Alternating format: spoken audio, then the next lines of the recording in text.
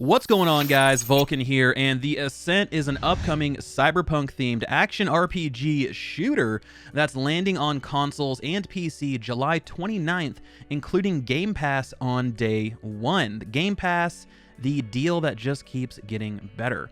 So this co-op action shooter has been touted as Diablo Bladerunner Edition, so naturally it got my attention when it was revealed at E3 last year.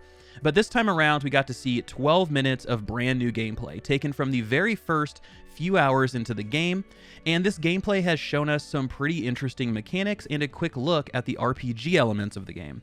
So just a little backstory on the Ascent. So this game is being developed by a new studio full of industry veterans called Neon Giant, and it's a small studio, only about 12 people, and this game itself can be played solo or up to 4 players online or offline. So hopefully, if you have a couple buddies that want to play, you can just form a squad, power through it, have a really good time. So what is going on in this game? Well, there's a lot, to be honest. From a background perspective, the Ascent takes place in the far future, in a very dystopian world where everything is ran by the corporation. And the entire game takes place inside the Ascent Group Arcology, which is a self-contained metropolis that stretches super far into the sky. It's filled with all kinds of creatures from across the galaxy, so you're going to see humans, aliens, all sorts of kind of crazy stuff. And this arcology is set up where the rich and the important are towards the top, and they live in luxury. And the poor and the weak are pushed down into the lower level slums, and they're forced to work hard labor jobs for barely any money. Now, when it comes to the story you'll actually be playing through, it's pretty straightforward. So one day, while you're out working your terrible job in the terrible slums, you're caught in a horrible series of events. The Ascent Group, whom own the arcology, suddenly default and then shut down, and all the security systems begin to malfunction, and this leads to an all-out war inside the tower. Rival corporations are battling against each other, gangs and crime groups are duking it out to claim more of the black market trade, and you are sent on a journey to find out what started all of it. So first up, I want to talk about the main draw to the game, and that's the combat. So combat in the Ascent is all about using your resources and your environment. If you see something like a set of overturned chairs or a cart, get behind it because you need to shoot from cover. Now you also need to choose where to aim to get around shields or shoot over certain obstacles. And they designed this game to have lots of verticality, so you need to be ready to aim on a 3D plane rather than just spinning around like a top, shooting wildly in every direction. Now, we don't have any confirmation that there will be melee weapons in the game just yet, but in terms of guns, there are a lot out there to find.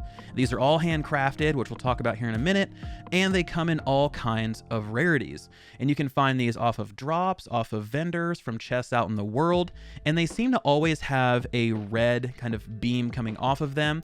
So beams in this game don't really seem to denote rarity, but more of item type. We see in a certain clip that a grenade drops and it has a yellowish white beam. The weapons always have an orangish red beam. So a little bit of a learning curve there for me. When one dropped, I was like, oh, legendary, but it wasn't. It was just a regular old-fashioned pistol, so I got excited for no reason. But we haven't seen too many examples of weapons quite yet. We've seen an assault rifle, a shotgun, and a pistol, and an SMG. So hopefully we'll see more soon through the Twitter feed, or maybe they'll do like a kind of a weapon demo showcase type of deal. Either way, I'd love to see more. So shooting, though, isn't the only thing you're going to do in the Ascent. You can also build out your character with skills, grenades like we mentioned, and movement abilities. Now, a couple of these skills were shown off during gameplay. We got to see a smash that dealt a ton of damage in front of the character, kind of like a shockwave type of ability. And this had a fairly short cooldown, which is great to see. I like games when you can constantly use your skills and not using one every like 3 minutes because the cooldown is so long. And the cool thing here is all of these skills will scale with your attribute points. So if you invest heavy into a certain attribute, the example they gave was you have a missile launch ability that baseline only shoots 4 missiles. And then as you invest heavy into a certain attribute, suddenly that missile ability that you have that only shot 4 missiles now shoots 18 missiles. So it's pretty awesome that you can directly affect our skills' performance by just investing into certain attributes. Now, in terms of looting and kitting out your character, the Ascent is taking the handcrafted approach like we mentioned earlier. And we all know how I feel about handcrafted items. these are rarely done well, because at the end of the day, half the items are instantly trash because they either don't work for your build, are subpar compared to others, or just do not perform well in general. And the other half are split between average and godly. And it turns the loot game into a targeted search for certain items rather than each item having a chance at being something insane or really good specifically for you, depending on the role. And I know there are folks out there who love this concept, and I'm not here to put it down. I'm not here to say, you know, handcrafted never works, we should scrap that whole idea. I'm just saying that for me personally, I'm all about the RNG roles rather than handcrafted roles. But we're gonna have to wait and see how the devs kind of put their own spin on the system. Maybe this turns out to be something really cool and they did handcrafted items a new way and it ended up being awesome. So once July 29th rolls around, we'll be able to actually get our hands on the game and check this out. So diving into the loot itself, your character can equip 2 weapons, a grenade, and 3 gear slots, your head slot, torso, and legs.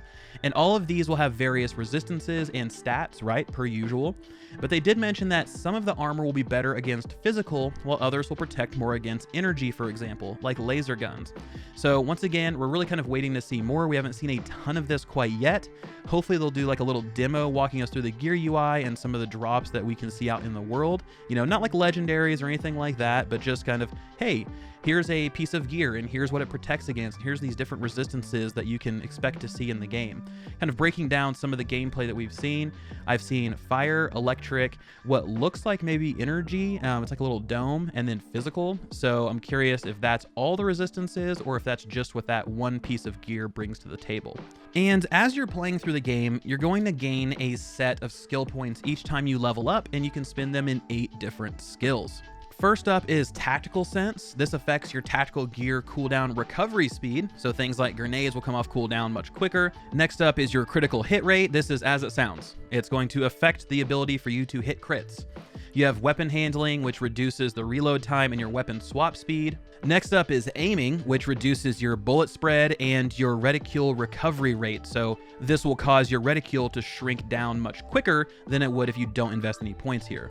Then we have Balance, which boosts your resistance to stun, knockbacks, and staggers, and also reduces the movement penalty for heavy weapons, which is a good call out. I guess heavy weapons will slow down our character, which makes sense. The big Gatling guns, maybe Gauss cannons, whatever we see out there. Then we have Evasion, which reduces your dodge roll cooldown, Vital Signs, which increases your maximum health, and Body Battery, which increases your energy capacity, I'm assuming to use skills.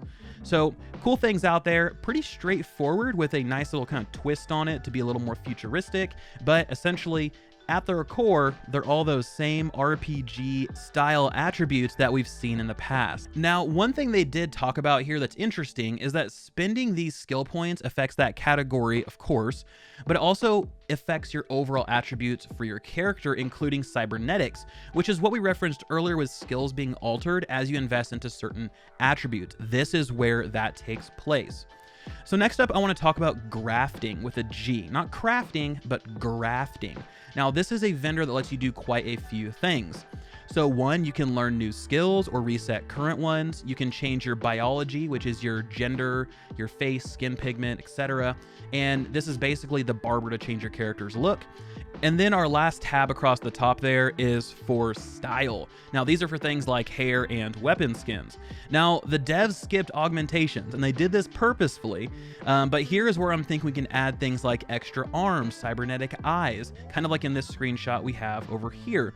Now, I haven't seen any gameplay of this, but I remember them mentioning it in some interviews that, yes, you will be able to augment your person to increase certain attributes or chase down a specific play style. So cool stuff there. We haven't seen that quite yet, but obviously the imagination can run wild. So what we're going to do is we're going to go ahead and root ourselves in reality, and we'll just wait and see what the devs want to show off before launch.